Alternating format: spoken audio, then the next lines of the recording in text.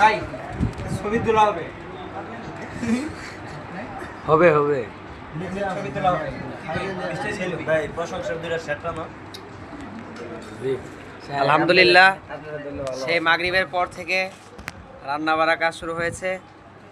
তরকারি তরকারি হ্যাঁ, দীর্ঘ 2 ঘন্টা প্রচেষ্টার পর আমরা এই ফলাফল পেলাম ঈদুল আজহা এবং দেওয়ার পূর্বে আমরা ঘুরে যাব। আমরা আয় আয় আয় পড়ে গেল আরে বাল এটা সিস্টেম করে দিছে তিনি অতি উত্তপ্ত হয়ে গেছেন, অনেক উষ্ণ খিদার চোটে, যার কারণে ওনার প্রতি বাকি এই যে অন্যরা খুব রাগান্বিত অবস্থায় দৃষ্টিপাত করছেন। উনি অস্থির হয়েও খুব হাসি মুখে আছেন, যেহেতু আগামীকালকে ঈদ। খাবারের আশায় ঠিকটা দেইরা বড় অসহায়ের চেহারা নিয়ে এই সমস্ত এতিম ছেলেদেরকে খাবারের ব্যবস্থা করে দেওয়া হয়েছে। সবাই সবাই সবাই মিসকিন, দরিদ্র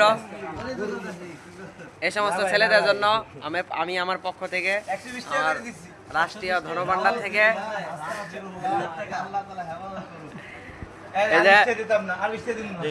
এই যে মমি সিং থেকে ভাই ধান কাইটা গামছা টামছা নিয়ে খাবারে বসছে। ভাইয়ের প্রতি আমার খুব মায়া লাগছে, এই জন্য ভাইয়ের জন্য এক্সট্রা ভাবে আমি এই যে ভালো নাস্তার ইন্তজাম করছি।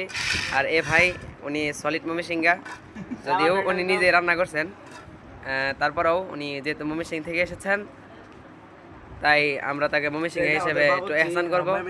হ্যাঁ, মমি সিং এর বাবুর্চি ভালো রান্না করতে পারে স্যারাডা। আর এই যে আসছে যশোর থেকে ফয়সাল হোসাইন, তিনি প্লেট নিয়ে আছেন, তাকে গোশত দেওয়া হচ্ছে।